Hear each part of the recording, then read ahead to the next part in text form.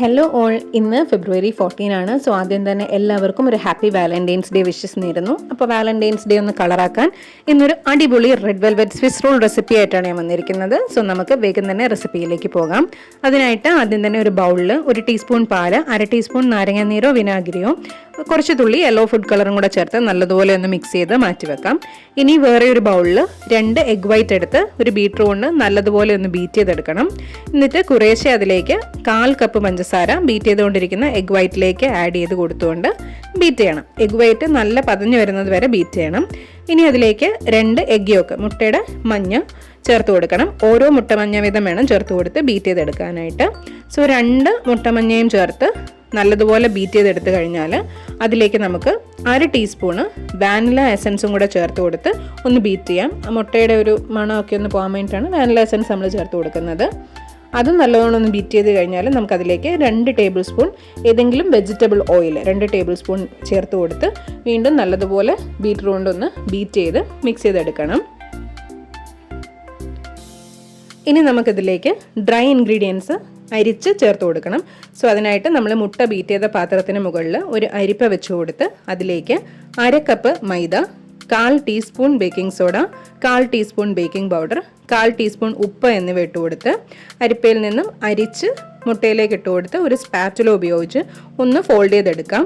Dry ingredients ചേർത്ത് കഴിഞ്ഞാൽ നമ്മൾ ബീറ്റർ കൊണ്ട് ബീറ്റ് ചെയ്യേണ്ട ആവശ്യമില്ല. ഒരു സ്പാറ്റുല കൊണ്ട് നല്ലതുപോലെ ഒന്ന് ഫോൾഡ് ചെയ്ത് മിക്സ് ചെയ്തെടുത്താൽ മതി.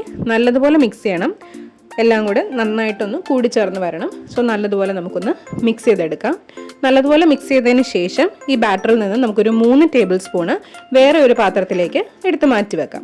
അതിനുശേഷം ഈ ബാക്കി മാവിലേക്ക് 1 ടീസ്പൂണ് കൊക്കോ പൗഡറും നമ്മൾ നേരത്തെ മാറ്റി വെച്ചിരുന്ന പാലിൽ യെല്ലോ ഫുഡ് കളറും നാരങ്ങാനീര് അല്ലെങ്കിൽ വിനാഗിരിയും ചേർത്ത് വെച്ചിരുന്ന മിശ്രിതവും 1/2 teaspoon food colour, red food കളറാണ്, അതും കൂടെ ചേർത്ത് കൊടുത്ത് നല്ലതുപോലെ ഒന്ന് മിക്സ് ചെയ്യണം. റെഡ് ഫുഡ് കളർ നല്ല റെഡ് കളർ കിട്ടുന്നത് വരെ ചേർത്ത് കൊടുക്കണം.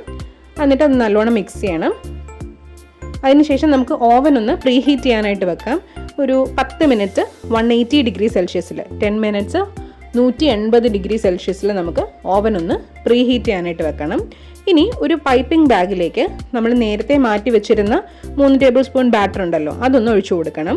എന്നിട്ട് ഒരു ബേക്കിംഗ് പാനിൽ ബട്ടർ ഗ്രീസ് ചെയ്ത് അതിലേക്ക് ഒരു ബട്ടർ പേപ്പർ ലൈൻ ചെയ്ത് കൊടുക്കാം. ഇനി പൈപ്പിംഗ് ബാഗിൻ്റെ അറ്റം ചെറുതായിട്ടൊന്ന് കട്ട് ചെയ്ത് കൊടുത്തിട്ട് നമുക്ക് ലൈൻ ചെയ്ത് വെച്ചിരിക്കുന്ന പാനിൽ ചെറിയ ഹാർട്ട് ഷേപ്സ് വരച്ച് ഫില്ല് ചെയ്ത് കൊടുക്കാം. വരച്ച് ഫില്ല് ചെയ്യാം, അല്ലെങ്കിൽ ഒരു കുക്കി കട്ടർ ഉണ്ടെങ്കിൽ അതിൻ്റെ ഹെൽപ്പ് വെച്ചിട്ട് നമുക്കൊന്ന് ഫില്ല് ചെയ്ത് കൊടുക്കാം.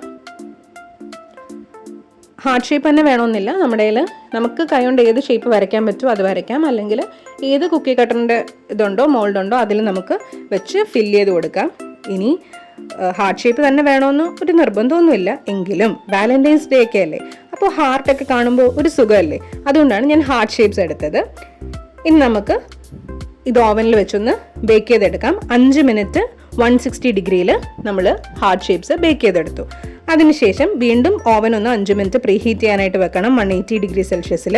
ഇനി ഈ ബേക്ക് ചെയ്ത ഹാർട്ട് ഷേപ്സിൻ്റെ മുകളിലേക്ക് നമ്മൾ തയ്യാറാക്കി വെച്ചിരിക്കുന്ന റെഡ് വെൽവെറ്റിൻ്റെ കേക്ക് ബാറ്റർ ഒഴിച്ചു കൊടുത്ത് ഒന്ന് സ്പ്രെഡ് ചെയ്ത് കൊടുക്കണം. അത് ഹാർട്ട് ഷേപ്സിനെ ഒന്ന് ഇളക്കാതെ വളരെ സോഫ്റ്റായിട്ട് എല്ലാ സൈഡിലേക്കും വരുന്ന രീതിയിൽ ഒന്ന് സ്പ്രെഡ് ചെയ്ത് കൊടുക്കണം. എന്നിട്ട് നല്ലതുപോലെ ഒന്ന് ടാപ്പ് ചെയ്ത് കൊടുക്കണം, ബബിൾസ് ഒക്കെ കളയാൻ വേണ്ടിയിട്ട്. എന്നിട്ട് നമ്മൾ പ്രീ ഹീറ്റ് ചെയ്ത് 5 മിനിറ്റ് പ്രീ ഹീറ്റ് ചെയ്ത് വെച്ചിരുന്ന ഓവനിലേക്ക് 15 മിനിറ്റ് 160 ഡിഗ്രി സെൽഷ്യസിൽ ബേക്ക് ചെയ്തെടുക്കണം.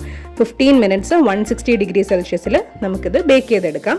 കേക്ക് ഒന്ന് തണുത്തതിന് ശേഷം നമുക്ക് പാനിൽ നിന്നും എടുത്ത് ബട്ടർ പേപ്പറിലേക്ക് മാറ്റി മുകൾ ഭാഗത്ത്, അതായത് ഹാർട്ട് ഷേപ്പ് ഇല്ലാത്ത ഭാഗത്ത് നമ്മൾ 1/4 കപ്പ് വിപ്പിംഗ് ക്രീം ബീറ്റ് ചെയ്ത് വെച്ചതും കൂടെ, അതൊരു ക്രീം ഫോമിലായിട്ടുണ്ടല്ലോ, അത് നമുക്ക് ചേർത്ത് കൊടുക്കാം. ക്രീം അറിയാമല്ലോ, വിപ്പിംഗ് ക്രീം നല്ല ഫോം പീക്ക് ചെയ്ത് വരുന്നത് വരെ നമ്മൾ ബീറ്റ് ചെയ്തെടുത്തിട്ടുണ്ടായിരുന്നു. അത് കമഴ്ത്തിയാൽ ആ ക്രീം താഴെ പോകാത്ത രീതിയിൽ അത്രയും നേരം നമ്മൾ ബീറ്റ് ചെയ്യും വിപ്പിംഗ് ക്രീം. എന്നിട്ട് ആ ക്രീം നമുക്ക് ഈ കേക്ക്, റെഡ് വെൽവെറ്റ് കേക്കിൻ്റെ മുകൾ ഭാഗത്ത് ഹാർട്ട് ഷേപ്സ് ഇല്ലാത്ത ഭാഗത്ത് നല്ലതുപോലെ ഒന്ന് സ്പ്രെഡ് ചെയ്ത് കൊടുക്കാം. ഇനി അതിനുശേഷം പതിയെ വളരെ സൂക്ഷിച്ച് കേക്ക് റോൾ ചെയ്തെടുക്കണം. ബട്ടർ പേപ്പർ വെച്ചിട്ട് വേണം, ഹെൽപ്പ് ചെയ്ത് പതിയെ വേണം ചെയ്യാനായിട്ട്. അതിനുശേഷം നമുക്ക് ബട്ടർ പേപ്പർ കൊണ്ട് തന്നെ പൊതിഞ്ഞ് ഒരു 1/2 മണിക്കൂർ ഫ്രിഡ്ജിൽ സെറ്റ് ചെയ്യാനായിട്ട് വെക്കണം.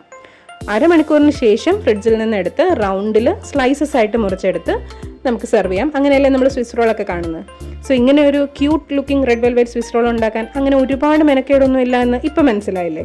സോ നിങ്ങളെ സ്നേഹിക്കുന്ന പ്രിയപ്പെട്ടവർക്ക് വേണ്ടി ഒരുപാട് സ്നേഹത്തോടെയും സന്തോഷത്തോടെയും ഈ സ്വിസ് റോൾ ഉണ്ടാക്കി കൊടുക്കണം.